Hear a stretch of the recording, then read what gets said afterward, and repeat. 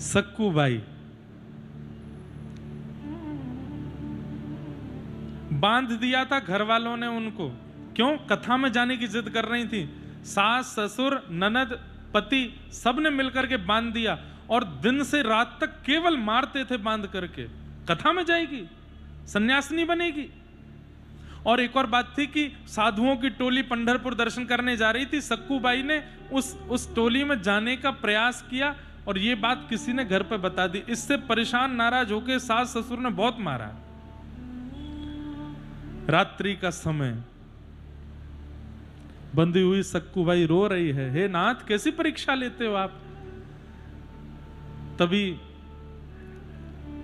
एक कन्या का एक कन्या का रूप धारण करके श्री पंडरीनाथ भगवान आ गए और पंडरीनाथ भगवान आकर के सक्कूबाई की रस्सी खोलने लगे। सक्कूबाई बोली, तुम कौन हो? बोले, मैं बगल वाले घर में रहती हूं। और सुन, तू एक काम कर, तुझे पंढरपुर जाना, भाग जा यहां से, मैं खोल देती हूं तुझे।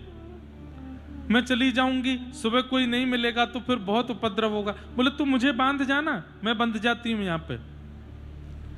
आपको कैसे बांध के चली जाऊं? अरे सुबह जब मैं बंधी हुई दिखूंगी, घर वाले देखेंगे कि ये तो कोई और है, तो मैं कह दूंगी सक्कू भाग गई, मुझे बांध गई, मुझे तो खोल ही देंगे सब। तू चली जा, मुझे बांध जा। और वो ठाकुर जी हैं। ठाकुर जी ऐसे हाथ करके बंद गए। सक्कूबाई बांध के बोली, बहन तू सुबह तू भी भाग जाना, हाँ मैं जा रही हूं पंढरपुर। स्वयं चली गई पंढरपुर। लेकिन रात्रि में ही ठाकुर जी ने सक्कूबाई का ही रूप धारण कर लिया। सुबह उठ करके पति सास ससुर सब खड़े हुए, देखा, लेकर के छड़ी मारना शुरू किया, ठाकुर जी को मार रहे। सक्कूबाई चली गई पंढरपुर। लेकिन जैसे ही ठाकुर जी का स्पर्श किया, पति के मन में थोड़ी तो भावना प्रेम की प्रकट हुई। रस्सी खोल दी, बोले चल 3 दिन हो गए हैं, रसोई घर में जा, भोजन बना। ठाकुर जी गए, आटा माड़ करके सब्जी बनाई, हाथ से रोटी बनाई, पति को सास ससुर को सबको खिलाई। पति ने कहा चल अब फिर बंध जा, फिर पीटेंगे तुझे। फिर बंध गए वहीं पे। वहां सक्कूबाई पहुंच गई पंढरपुर। और पंढरपुर में जाते ही जैसे ही पंडरीनाथ भगवान का दर्शन किया, आहा, सुंदर विठल भगवान विठोबा का दर्शन करते ही सक्कूबाई वहीं नृत्य करते करते घूमते घूमते वहीं सक्कूबाई ने प्राण त्याग दिए।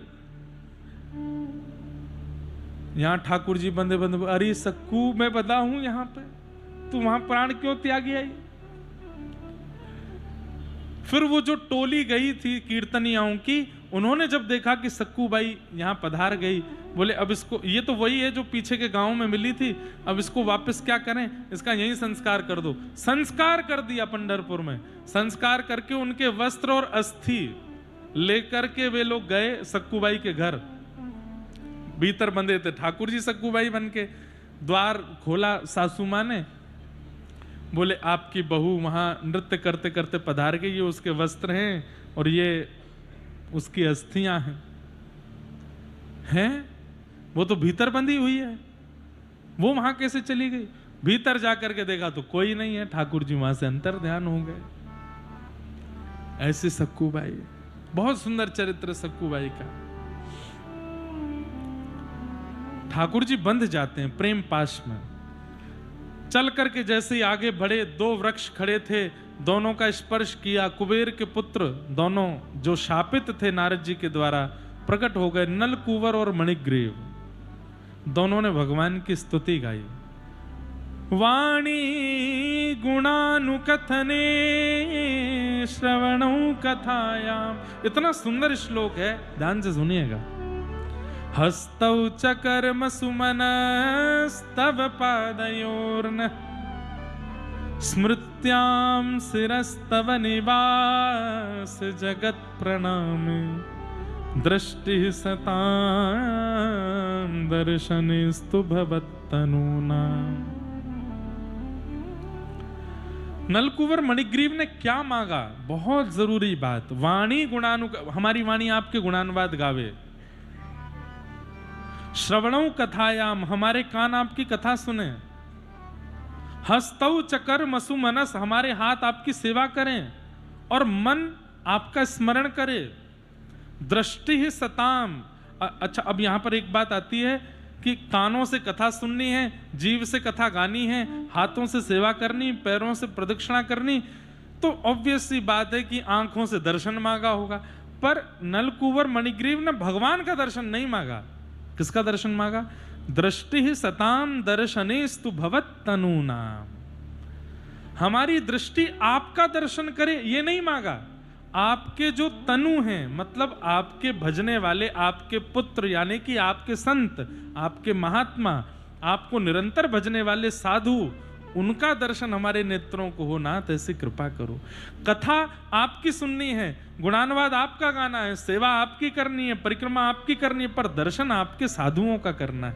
ये विशेष बात है नलकूवर मणिग्रीव की। संत दर्शन मांगा, भगवान ने दोनों को मुक्त किया। वृक्ष गिरने की आवाज हुई, सब ब्रजवासी दौड़ करके आए, ठाकुर जी को उड़ुखल से खोला। यशोदा मैया बोली अब हम गोकुल में नहीं रहेंगे, जादनाते आए हैं, संकट ही संकट आ रहे हैं, अब यहां से चलना चाहिए। और कहां जाएं? तब नंद बाबा के भैया उन्होंने बताया, वनम वृंदावनम नाम पशव्यम नवकाननम, एक नवीन वन है जिसका नाम है वृंदावन, वहां चलो। आहा, सबके सहित, सब गोकुलवासियों के सहित ठाकुर जी वृंदावन को प्रस्थान कर गए।